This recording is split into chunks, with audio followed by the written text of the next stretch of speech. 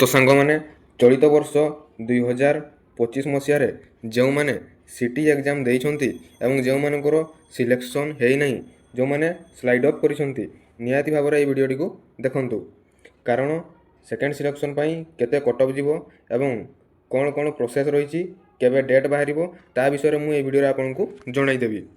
तो देखो आमर जो फास्ट सिलेक्शन थिला ताहा 9 रु 11 भितर आमर एडमिशन हो सारी। तो सेकेंड सिलेक्शन क्यों डिस्ट्रिक्ट रे केते वैकेंसी रोची ताहा मु आपको प्रथम जणाई दूची। तो टोटाल वैकेंसी प्रथम आम देखा टोटाल वैकेंसी आमर केते रोची। तो देखापी आपको प्रथम साम्स ऑफिशियल वेबसाइट जो रही है आपको विजिट करने को पड़ो। विजिट कर सारापर आपड़ तलक स्क्रॉल करेंगे। स्क्रॉल करापर देखिए आपंकर लिखाई ई एडमिशन स्टाटिस्टिक लिखाई से आप क्लिक करेंगे। तो क्लिक कर सारापर देखो आम टोटाल इनफॉरमेशन ये आपको जनाई दि जाऊँगी।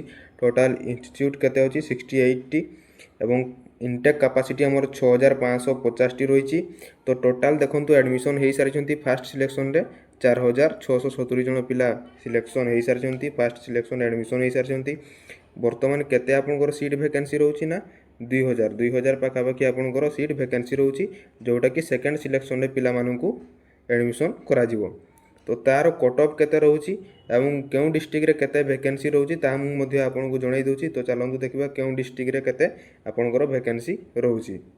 वेबसाइट ओपन कला मात्रे एठारे आपको ए भली इंटरफेस तले देखा मिलिबो। सेठाकू जाई आपण एटी प्रथमे कौन सिलेक्ट करेंगे ना प्रथम एटी डिस्ट्रिक्ट सिलेक्ट करेंगे। डिस्ट्रिक्ट आमर देखो प्रथम अनुगुल अच्छी तो मुझे अनुगुल कर देखई दूची अनुगुल। तो से तापर कॉलेज रे देखो आमर अनुगुल रे दुईटी कॉलेज अच्छी गोटे है ETEI आ गोटे DIET। तो मु DIET सिलेक्शन कर देखई दूची। तापर इंडिविजुअल इंस्टीट्यूट प्रोफाइल आप क्लिक करेंगे। क्लिक कर सारापर देखो आमर ये इंटरफेस देखा मिलिबो। तापर तलक स्क्रॉल कर देखिए एठारे देखो से आमर जो अनुगुल DIET जो कॉलेज अच्छी सेठारे आपंकर इनटेक कैपेसिटी केते रही ना 100 जनकर कैपेसिटी रही। एडमिशन आमर फास्ट सिलेक्शन रे हो सारी 69 जन एवं वैकेंसी केते रही 31 जन। वैकेंसी आमर अधिक संख्यार रोची। तो सेकेंड सिलेक्शन रे आपंकर चांस रोची एडमिशन हेबार। तार कट ऑफ मु आपको लास्ट रे कहीदेवी केते कौन कट ऑफ रोची सेकेंड सिलेक्शन।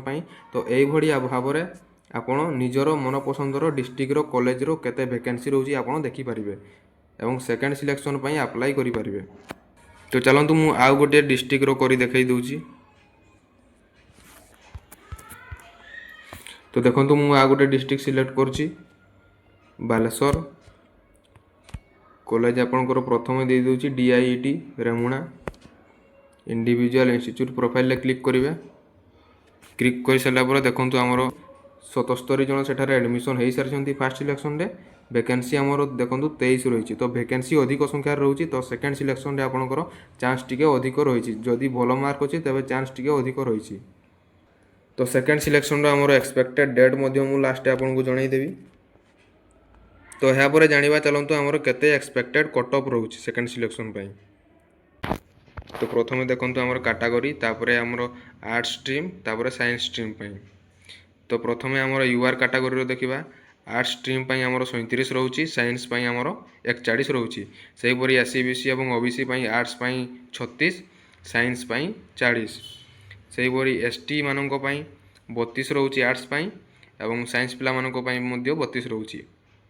से हिपरि ST पिला मानक आर्ट्स 28 रोची साइंस पिला मानक 26 रोची।